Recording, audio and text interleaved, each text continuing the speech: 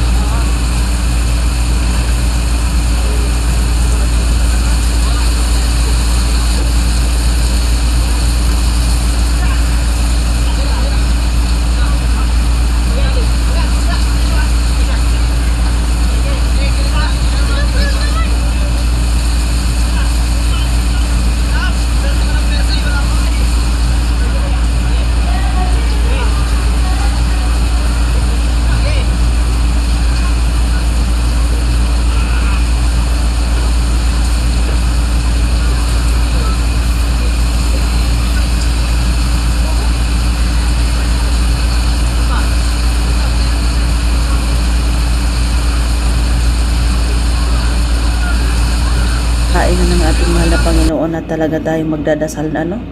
Ang hirap ng ganito, yung bang di natin alam kung saan ba ito galing, sa pabrika ba ito galing, or basta, ang sa atin lang, magdasal na lang tayo. Kasi isipin nyo, oh, diba? Pula talaga ang tubig, walang humpay ang agos ng tubig, talagang pula. Ayun, ang bagsak, nakita nyo, ang bagsak ng ulan is, ano siya, yung puti.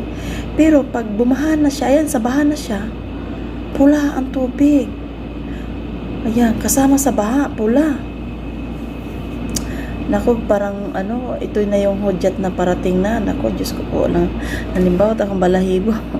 Panginoon ko. Ayan, at, ang daming nagko-comment dito talaga, sobra. Sa mga ganito, yan sis, ayan, ingat, talagang ingat lang talaga tayo. Parang ito ba ay sign na? Or ano ba to? Ang dami naman nagsabi ito, red warning, ayan, red warning, take action. Kasi namumula daw yung agos na kasama sa baha. Diba? Sus, naku, Ginoo ko. So mga langga, ayan na nga lang talaga, sama-sama na lang talaga tayo magdasal. At kung may mga talagang magdasal tayo dahil hindi na natin masasabi yung ating panahon ngayon, yung ating buhay, na ibig sabihin yan, ito ng sign siguro na malapit na yung paghusgat parating ng Panginoon. Diba? Tingnan nyo sa TikTok, kung anong mayroon sa TikTok. Maniwala kayo sa akin, sa hindi. Sasabihin nyo naman yung mga baser dyan, papaniwala ka, mahilig ka kasi, chismosa ka, marites ka. Hindi po sa ganun. Ito ay, marami na tayong sign dito sa ating mundo na, kumbaga, malapit na. Ito ay nasa Biblia naman talaga yan, di ba? Nakasad naman talaga yan sa Biblia na darating ang panahon na ang Panginoon ay bababa at huhusga sa mga taong makasalanan. Hala. Saan ba tayo pupunta nito? Siyempre, handa na natin natin mga sarili. Di ba? Hindi naman natin masasabi na perfect tayo. Di ba? Hindi natin masasabi na perfect tayo. Tayo rin makasalanan. Ang ganun lang talaga, ihanda na lang talaga natin ating sarili sa Panginoon at gabayan na lang talaga tayo sa mga araw-araw natin na mga lumipas pa mga araw, parating pa na mga araw, at gagabayan talaga tayo ni Lord at ang hihingi lang talaga tayo ng kapatawaran kung talaga alam natin may mga kasalanan tayo.